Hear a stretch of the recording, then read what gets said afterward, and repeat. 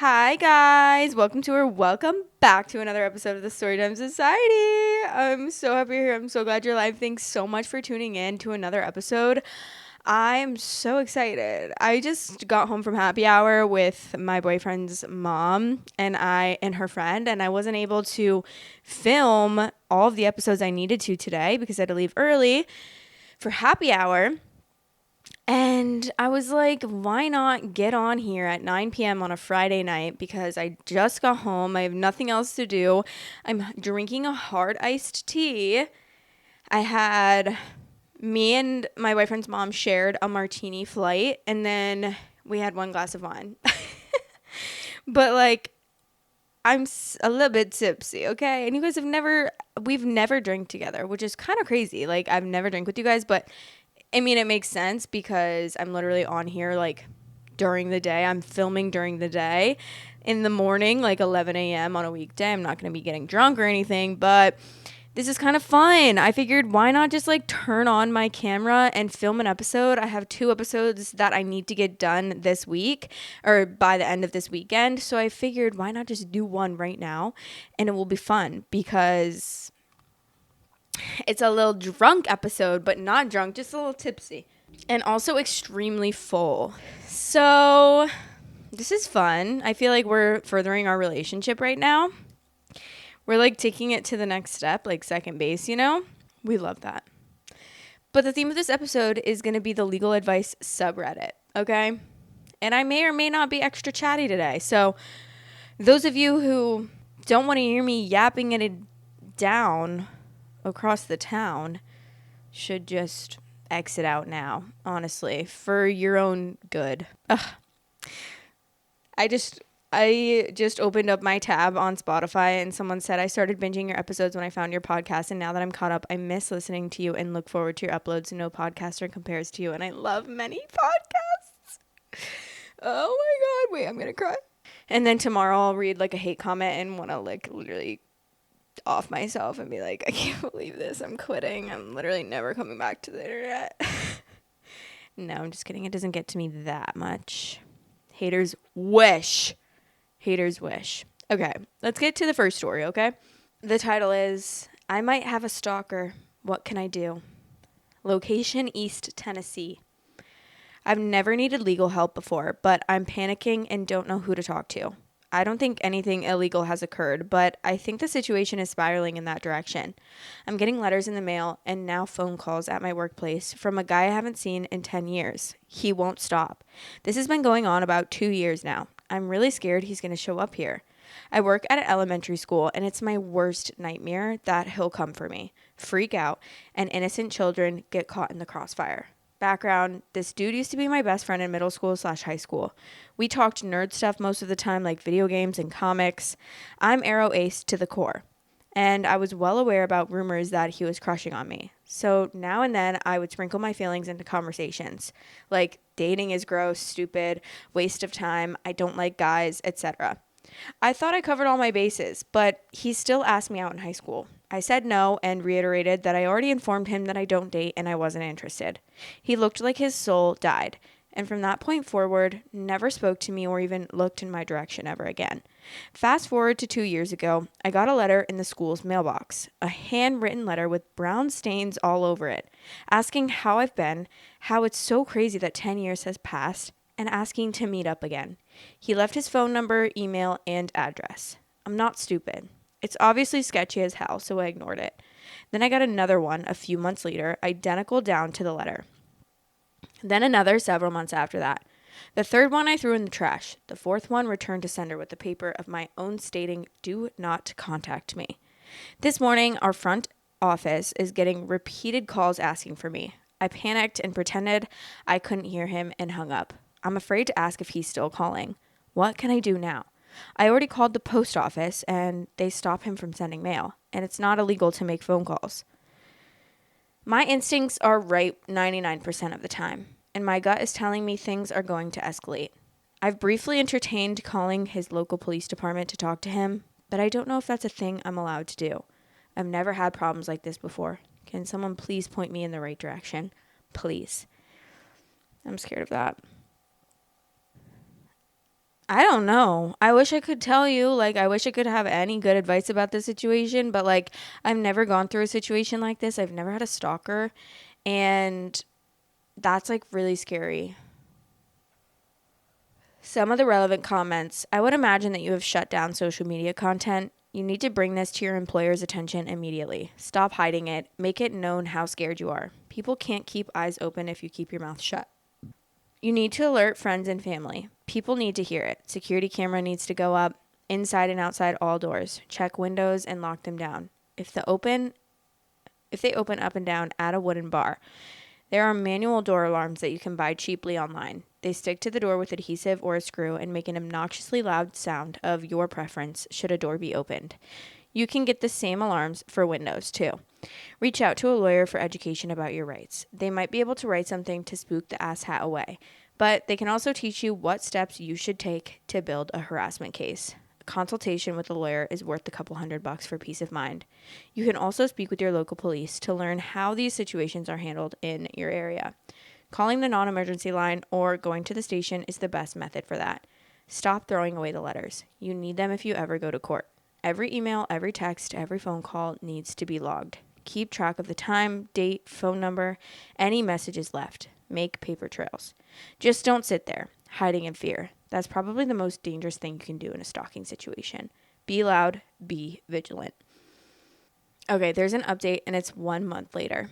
I posted on here a little over a month ago asking for advice on an uncomfortable situation. Here's the update. A few hours after our court session, it felt like a disaster. I was a wreck, so I probably didn't explain as much as I could, but I told the judge how uncomfortable I was and that I wanted to be left alone. I was visibly shaking and crying when I tried to explain the situation. Although no threats were made, I was still uncomfortable. The judge offered us two choices: a mutual restraining order so neither of us were allowed to contact each other, or have a trial if someone wanted to dispute the order. His mother was loudly whispering, "Agree, just agree." I agreed. He, however, did not. According to him, I was wasting everyone's time with misunderstandings and false statements. He stated I was one of multiple people he was trying to reconnect with and that I was exaggerating the number of letters he sent. He claims 2, but I got 4 and only kept 1, which I brought to court.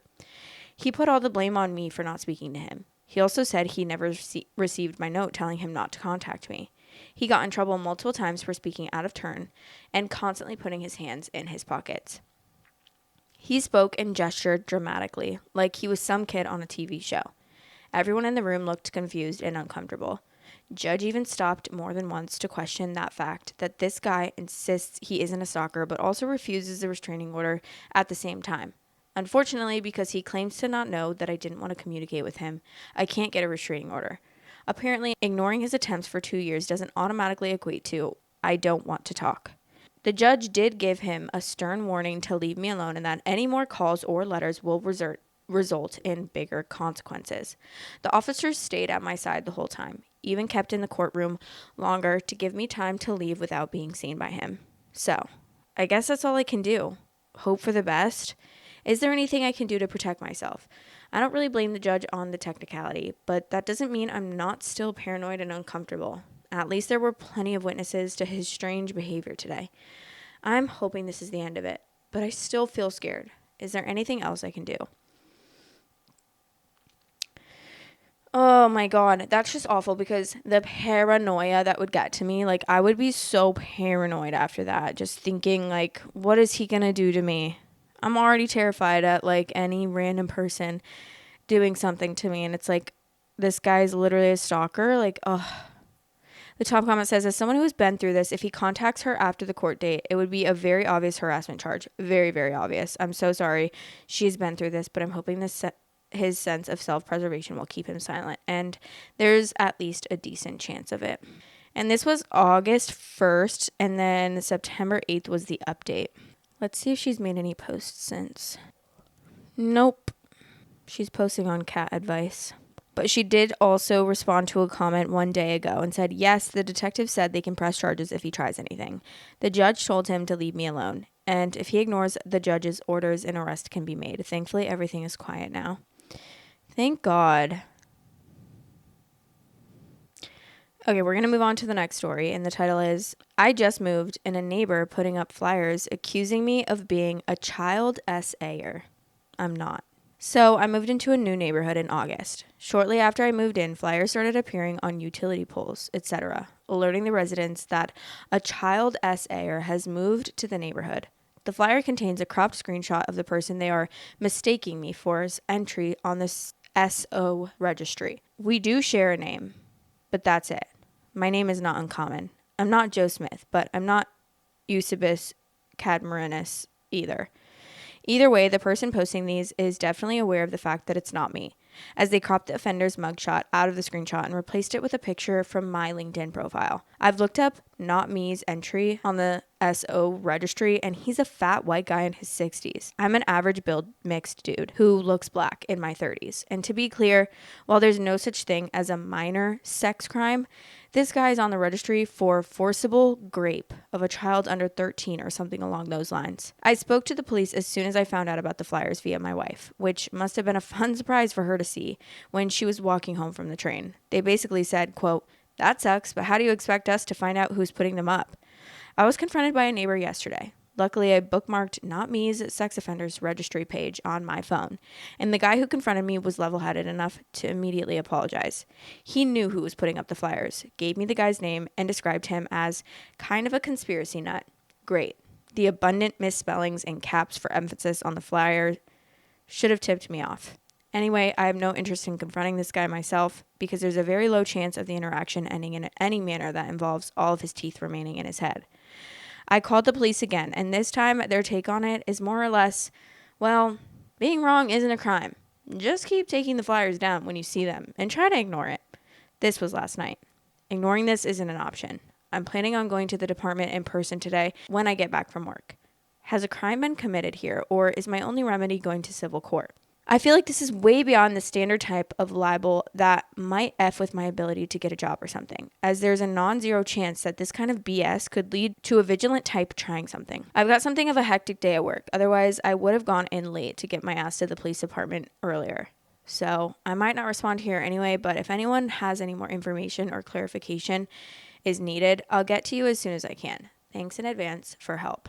Holy crappity bookie. What the actual book? I feel like you can sue this person. What? Like, you're going around knowing that I'm not this person. The differences and the explanation of him and the guy that's actually on the list. Like, what is the motivation to do that? What is the motivation to spread that kind of rumor? Like, oh yeah, this is him, but like, it's so obviously not him. But it's so easy to like spread rumors like that because so much of the time, like, I mean, even we see on social media, it's so easy to spread rumors like that. Like, sometimes people, and many people are guilty of this, and I've been guilty of this before as well, like just believing something you see on the internet and not even thinking to do any further research and just being like, oh yeah, this is like what I saw. And that's not even true. It could be a complete lie. Like, there's so many lies on the internet, and I'm sure a lot of people are saying that and they're taking it as fact, and that's gonna literally ruin his reputation for the rest of his life in some manner. Okay. This is OP. He's answered a lot of the questions in the comments. Hi, OP from the original legal advice thread here. The hectic day at work I mentioned in that post was about 10 times worse than I expected, so I got a chance to pull it up a few minutes ago and found it locked. I'm a longtime lurker and knew about this subreddit, so I was able to find this. I wanted to thank everyone for the great advice and reply to a few things I saw. Reddit is making me wait roughly 10 minutes between posts, presumably because this is a brand new account. So I'm going to reply to a few things I saw on the original thread and a few people on this one in the top level comment to avoid the waiting game. First off, a bunch of people mentioned potential difficulty with collecting a judgment if I go the civil route and this dude doesn't own property. The north half of my block is all apartments, most of which are rentals. The south half, where I live, is all single-family houses. I don't know where the person hanging the posters lives, but I don't care about making a buck off this. My preference is, by far, to avoid any civil litigation in favor of handling this through the police, if at all possible. But if I sue this guy, I don't care about collecting. To be blunt, my wife and I both have reasonably high-paying jobs. So if I were to sue this guy, it would be more about extracting a pound of flesh or forcing him to deal with the judgment hanging over his head. I know it's petty, and I'm not normally the vindictive type, but in this context, I'm perfectly content to be an asshole about it. And as you should. You have every right to be like that. I would be livid. This person would have a target on their head, and I would be coming after them. Okay, this is the update 3 days later. This will probably come as an anticlimactic update for some people, as I won't be pursuing any sort of legal remedies to the situation, either criminal or civil. I'm going to make up names this time around instead of describing my interactions with somebody to identify them. On Friday night, I got in touch with the guy who had confronted me and backed down when I showed him the active SO registry page, Joe. Turns out he's on the co-op board in the Flyer Guys Steve building. Steve has a sister, Anne, who comes in around his apartment pretty often. Joe ran into her on Friday afternoon and told her about the situation. He asked me if I'd be willing to grab a cup of coffee with the two of them before getting the police involved. I agreed to this, and we met up on Sunday afternoon. So as it turns out, Steve is actually pretty sick, well beyond anything along the lines of the standard racist conspiracy theory type. In fact, racism isn't a part of it at all. He believed that I had ties to the whole Epstein situation, which to him would make it easy enough for me to change my appearance. Anne promised me that he's nothing like this when his meds are working, and apparently they've been less than effective as of late. She'd brought this up to someone involved in his treatment, and they had planned to address it, but she didn't realize just how bad things had become. I have a close family member who has an illness that has resulted in a few episodes of psychosis. He's one of the kindest, most thoughtful people I know 99% of the time. But it's been physically dangerous to be around him during his psychotic breaks, so I feel for them. Anyway, Steve is currently receiving inpatient treatment to get back on the right track and will be attending a partial hospitalization program after his release to make sure that his meds remain effective. Joe wrote a letter about the situation, a copy of which is going to be delivered to each resident of his building. He's also reached out to members of the co-op boards that he knows in a couple other buildings on the block, and they've agreed to do the same. Anne is going to post copies in the same location Steve had been putting them up, and slide copies under the doors of the single-family houses on my side of the block. She's genuinely incredibly apologetic, and I don't see any reason to push the issue with law enforcement or in court, provided Steve is getting adequate treatment so something like this doesn't happen again. So yeah, all things considered, while this isn't necessarily a happy ending, I'm glad this guy is getting the help he needs and that there are people who are willing to step up and help with clearing my name. All in all, the resolution has made a greater impression on me than the issue that necessitated its development. I feel like I picked a pretty good block to live on. Thanks again for all the advice, and apologies to anyone who had their justice boner killed. The way that I didn't even think that would be an option, the way that I didn't even think that, like, there's actually so many, like, it's crazy how many avenues there are to, like, certain situations. Like, you would never expect that this would be what's happening, but honestly, like, it's not a happy ending, but at the same time it is, because at least it was like killing two birds with one stone. It's like, okay, well, this guy got to figure out who it was, but then at the same time he didn't have to like escalate any further or worry about like anything further than that, because it's obvious that it's like this guy's clearly not, like, he's unmedicated and has a mental illness that he needs to be medicated for and hospitalized for.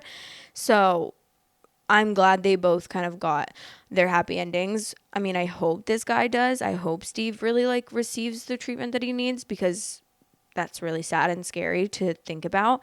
And psychosis is no joke. Like, I've been around someone multiple times with psychosis, and it was really no joke. It was not fun. It was not cute. It was not cool. Like, it's a really sad experience to witness, and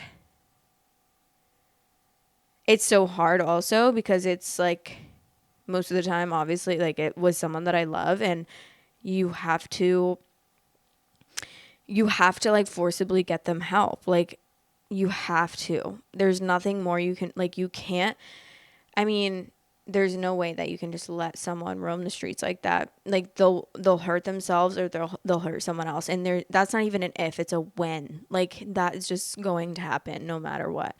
And it's really sad, and that's why mental health should be taken a lot more seriously. And I think it definitely has been like less, it's definitely been like destigmatized a lot more in the past, I don't know, I'm only 27, but in the past 10 years even, it's been destigmatized. At least I'm destigmatizing it for myself. Like, I'll tell anyone anything. You want to know my medical history? Okay. Like, go ahead. I don't care. I'll tell you exactly what medicine I'm on. I'll tell you exactly my whole entire history of therapy, when I got diagnosed with anxiety, depression, like how much medicine I take, the milligrams. Like, I don't care. I don't care. I'm happy that I'm happy, and I'm happy that I have medicine that works for me.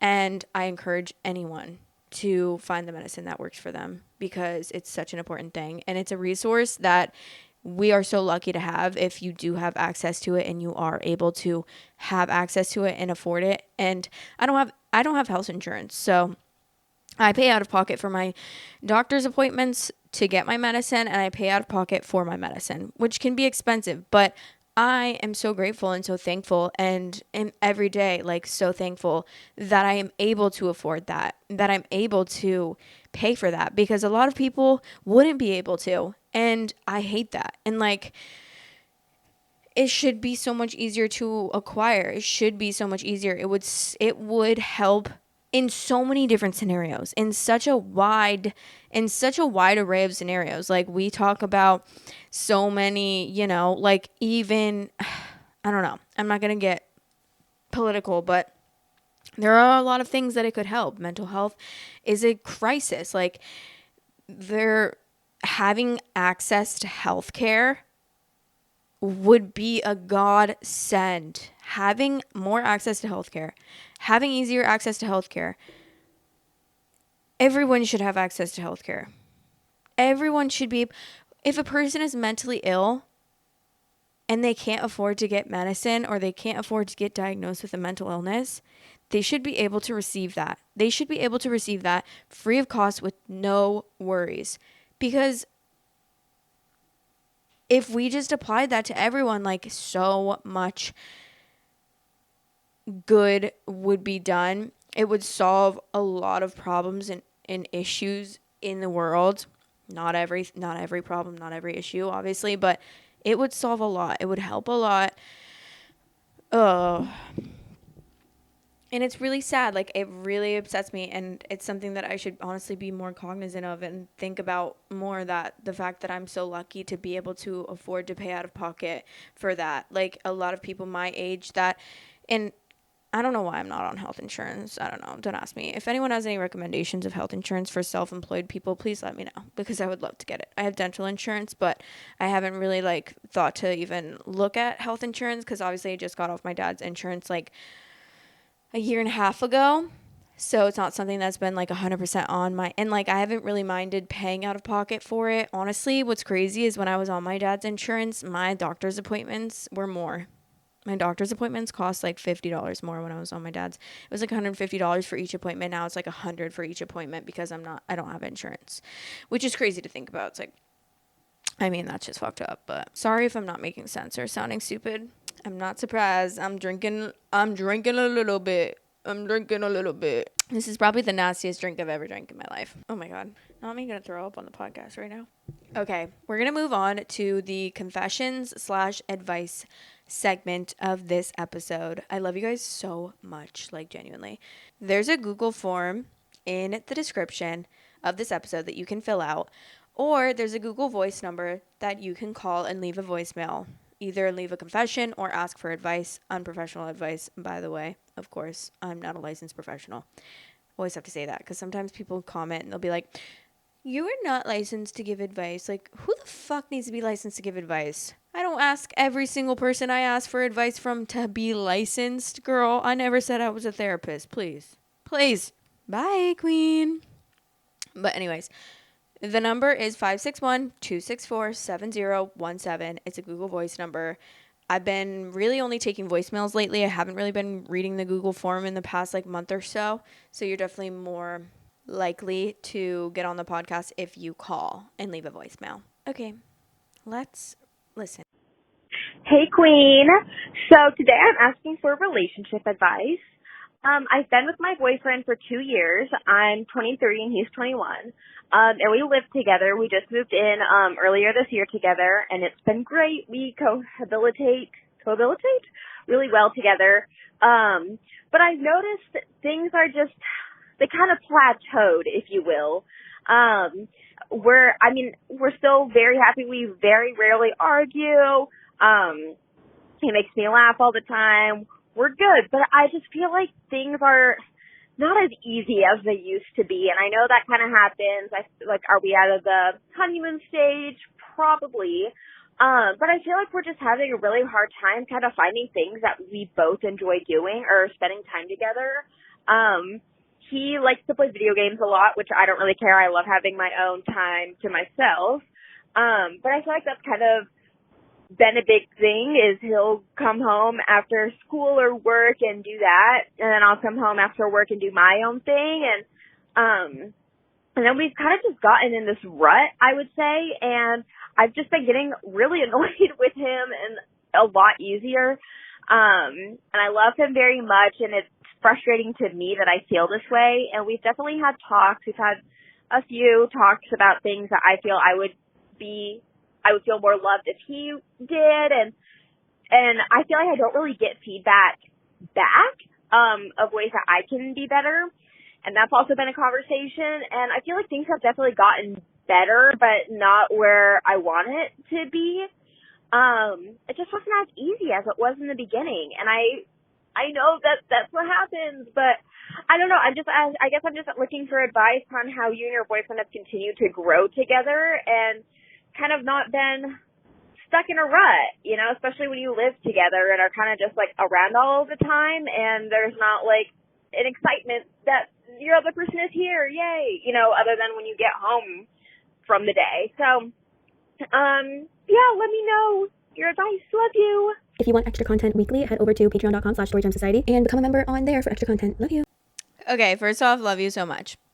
And second off, love that.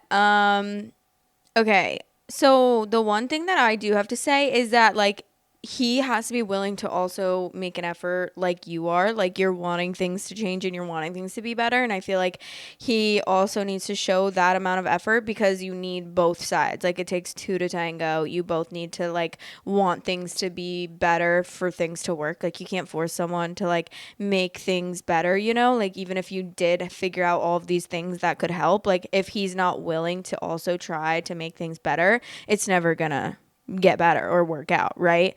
And yes, you're right. It's very normal, like, to be in a rut. Like, also when you live together, like, yeah, you're gonna go through ebbs and flows of, like, being in ruts sometimes. And sometimes, like, honestly, to be so real with you, like, when I'm in those kind of ruts with my boyfriend, like, I kind of just, like, take it for what it is, and I, like, enjoy the time that I get to, like, do stuff on my own, and I don't know, you know what I mean? I kind of not enjoy the ruts, but, like, I kind of just, like, ride it out for a little bit, and I'm just like, you know, I'm just gonna take it as it is. It's okay to not always be, like, 100%. Of course, you're not gonna be in your honeymoon phase forever, so it's also okay. So I would say that also, you know, being okay with those ruts for a little bit at least. Obviously, you don't want to continue those forever. You don't want it to be, like, a thing that's always gonna be, like, happening, but at the same time, kind of appreciating the ups and downs and just knowing that, like, it's okay. That's totally normal, which obviously you know. But also, I think it's really important to figure things out that you guys like to do together.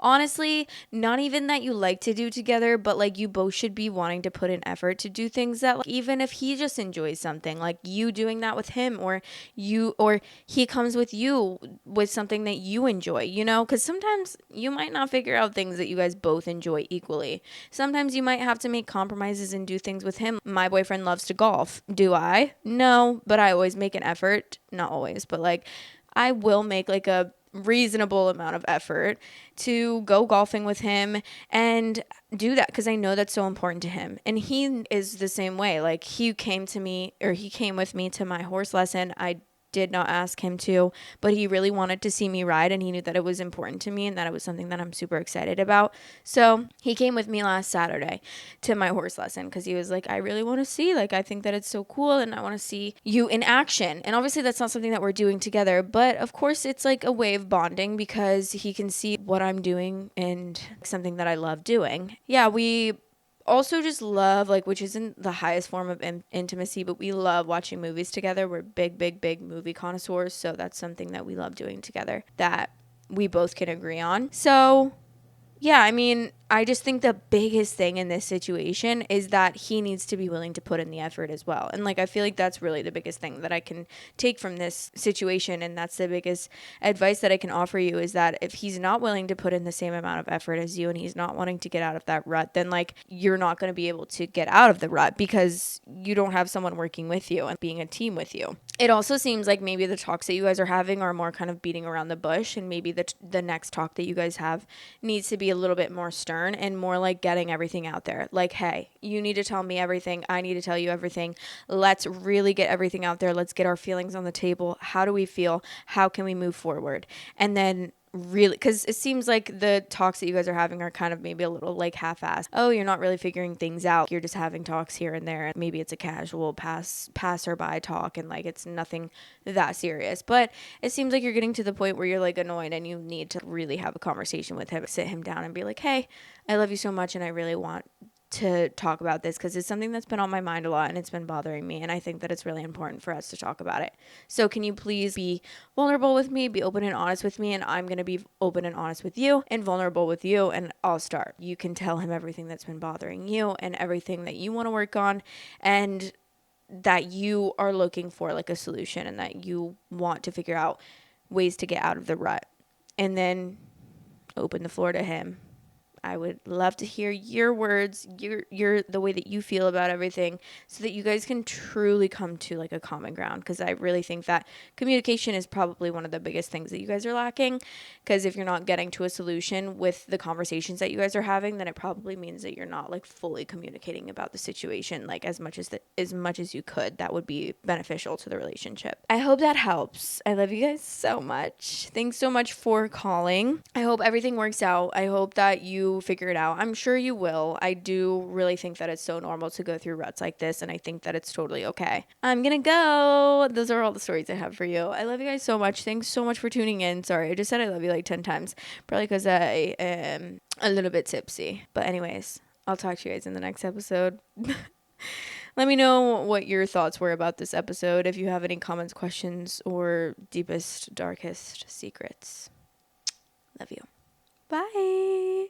Storytime Society is now available on all listening platforms. If you are on any of those listening platforms, I would really appreciate it if you rated me 5 stars. Thanks for all the support. Love you guys. Thanks for watching. Please like, comment, and subscribe.